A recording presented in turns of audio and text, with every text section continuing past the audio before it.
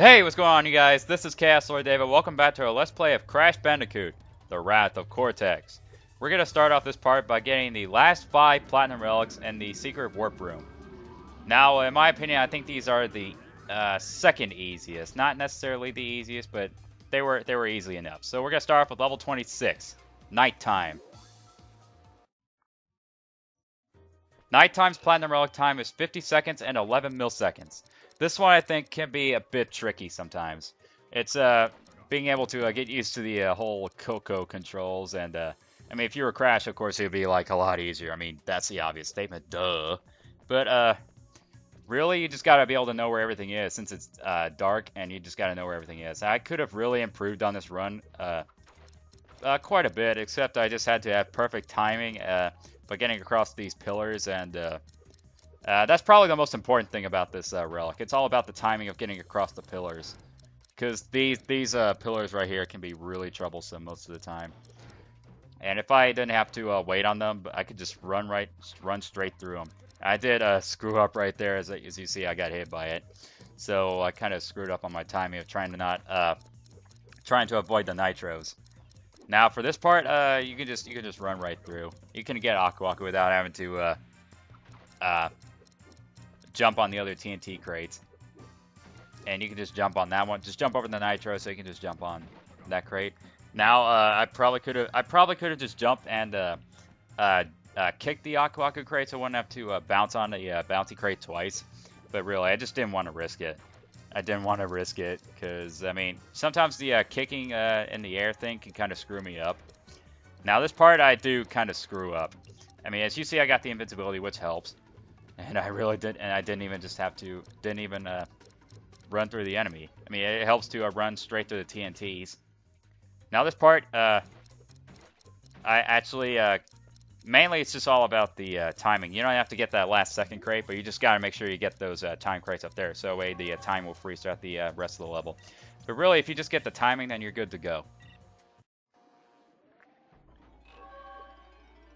Next up is level 27. Ghost Town.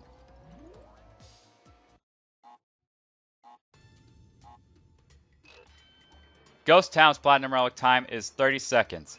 This one, in my opinion, really isn't too bad. You just got to be able to know where all the time crates are and be able to get them. I did kind of screw up right there, but really, it's okay, because it's all about trying to get all the at least majority of the crates broken, and all the different pathways that you can take, because you can't take all the pathways in all 3 laps, because all the different pathways has to be 1 lap, and you got to make them count, so you can only get through 1 at a time. So if you can get at least all these crates and all 3 different pathways, then you'll basically be good to go. Because in this run, I just dominate the time. This one actually miraculously took me on my first try, so I didn't have to deal with getting hit by the nitros all the time. And it's still, I feel really embarrassed about going through the level just to get the gems, because really, you just gotta be able to know where to time everything, and it just gotta have this level engraved in your memory. It still bothers me, but at least I kind of redeemed myself in this run. And if you get all the time, it also helps to hold up on the analog stick so it can go a bit faster in the minecart. So like I said, you don't have to get all the time crates, but it certainly helps. But otherwise, really, this one isn't too difficult. Next up is level 28, Ice Station Bandicoot.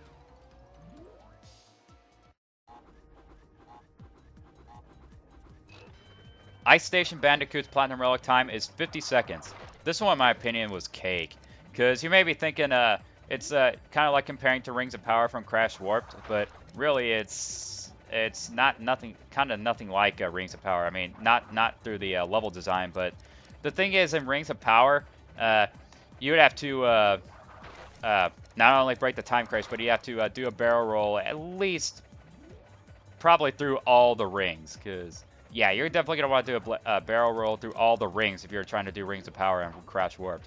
But that mechanic is not in this game, so really you just gotta focus on getting all the breaking all the crates without being stopped by them too much. That is, but But if you were to actually compare this to like Rings of Power, this one takes the cake compared to Rings of Power, because it's all about like I said, in Rings of Power, all you had to, it was all about getting the barrel rolls through all the rings so you can get the maximum amount of speed.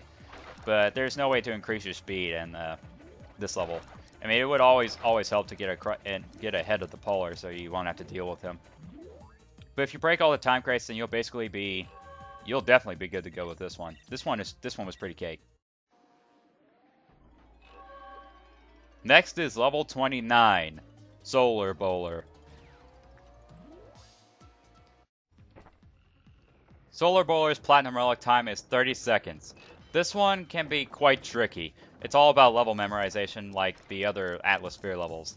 But here are a couple tricks to where you can actually get across the level in a fast time. Like you gotta know where the time crates are, you gotta know which path you're gonna want to take, and probably the most very important part for this time trial is you gotta get across the platforms to where you don't have to take the pipes to go down them. Like for these platforms right here, you can just go across them like that without having to go down them. Because if you go down the pipes, it can kill quite a bit of seconds. Even though you can probably still get the relic if you were to take the pipes, but really, you don't have to. It's just a lot safer and a lot quicker for you to just avoid them. So you can just go across them without dying.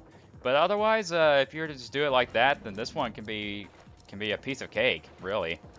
I mean, it did take a few tries, but it's only because of level memorization and knowing where the time crates are and knowing how to get across the platforms. So it's not bad. And last, but certainly not least, level 30, Force of Nature. Force of Nature's Platinum Relic time is 43 seconds. Now this one can be tricky. You're going to want to, it's like another level memorization level. You got to know where everything is, like the enemies, and knowing where the time crates are, and knowing how to get them. I could have actually done this run a little better. Like, as you saw, I had to jump on the ramp in order to be able to get to the time crate that was in the air. I think I actually did get a couple, maybe a second or two, or a couple milliseconds anyway, that was just, like, behind in per se. But if you just know where the enemies are, if you keep the circle button held down, if you get all the time crates, then you basically should be just good. You should be good to go. But you just gotta know where, like I said, it's all about level memorization and knowing how to get them in the best time. And Aku Aku always does help in this level, because there's actually this one point where you can just use Aku Aku to just use them to go through a nitro crate to get the time crate without even actually having to jump it to time your jump. Because like I said, it's all about being able to get all the time crates. Because you miss, I think, even one time crate, it'll probably just barely not even let you go over. It's always best to play it safe if you get all of them. But this part coming up, you could just use Aku Aku to just go through that nitro crate right there. You could if you wanted to, but luckily I actually did get the jump timed. But the thing that kind of troubles me is if you get the boxes that are like high up in the air. Sometimes you may think you're going to get them, but you don't. It just makes me mad sometimes. But otherwise, it's not bad. And with that, we've got all 30 Platinum Relics. So let us admire these last 5. In my opinion, these 5 really, I think, were the second easiest set of levels to get the Platinum Relics on. They really weren't difficult at all.